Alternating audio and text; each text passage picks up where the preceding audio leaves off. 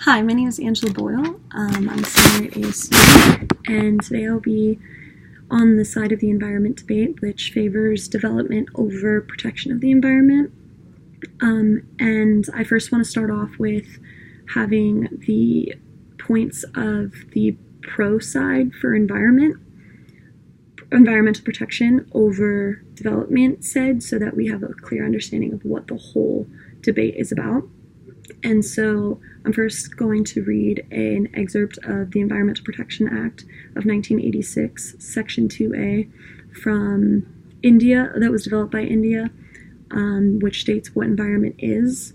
And so the quote is, "Environment includes water, air, land, and the interrelationship which exists among and between air, water, and land, and human beings, other living creatures, microorganisms, and property." So for this, I would say that they would argue that people who are pro-development over environmental protections would try to morph what the definition of environment is, so to have their own interests supported. For example, like air rights or something like that for a person who is trying to build a skyscraper, how that could affect the environment. Activists would probably think that that person who's building the skyscraper would try to take advantage of what the exact definition of environment is. So I think that that is a really great way to start off the debate. But moving forward, two more points are that the World Health Organization recently stated that 70% of all human disease is derived from the association of quickly progressing breakdown of environment, and things like insecticides and pesticides and carbon emissions and soil harvesting genetically modified foods have left residues that cause dangerous health safety concerns, which is a huge point in the pro debate. And I will get to the World Health Organization on the anti-side of environment and my own points. But then another thing is, for the pro-environment side, is that with the exponential current and predicted growth of the population on Earth, in the next few decades, our carbon footprint could be so deep that it could be completely irreversible. And to put that in perspective, our cars alone contribute 15% of the total carbon dioxide in the air, which causes the inability to breathe, obviously, and then also the inability for plants to keep up the production of oxygen into the air. So to start off my part of the debate, which is development over the protection of the environment, I wanted to focus on the WHO. And basically the WHO was developed after the two world wars, because they caused the great destruction of the environment. So the WHO was developed in 1948 to give obligational responsibility to nations, so to protect the physical environment of the earth, only when it becomes dangerous to humans. So therefore, even the great power of the WHO, that has been seen by activists as a really positive light for their debate of pro-environment, was created based on the principle of protecting human interests rather than not necessarily environmental interests. So it becomes a human over environmental interest debate. And now that we have reached an alleged dangerous time in relation to the environment, it is apparent that activists for environmental protection seek to fight for policy change based on fixing the environment so that humans can continue to dwell on Earth. So because of that, it's more of they're wanting to have humans survive rather than actually wanting to help the environment because it's the right thing to do for Earth. And so this kind of turns the debate into human selfishness versus an ethical debate that lacks credibility, mostly because human instinct is survival, not sustainability of the ground which gives us sustenance. And so I like to think of it as when we think about cavemen or, the first humans on Earth, they only sought to need food, water, and shelter.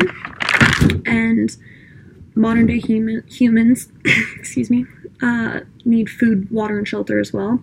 But also we seek to have transportation, entertainment, technology, education, and mostly just ongoing prolonged use of resources without realizing it. So for example, I'm using my computer right now and I haven't thought once about the effect it will have on the environment. For example, the dumping ground in Ghana. Maybe one day I get rid of this computer and it winds up in Ghana in that dumping ground, and that causes incredible environmental effects. But it comes down to if humans, and including activists, are willing to give up their comfort of the things that we enjoy every day in order for the arguable possibility of our human effects to change or to be reversed on the environment.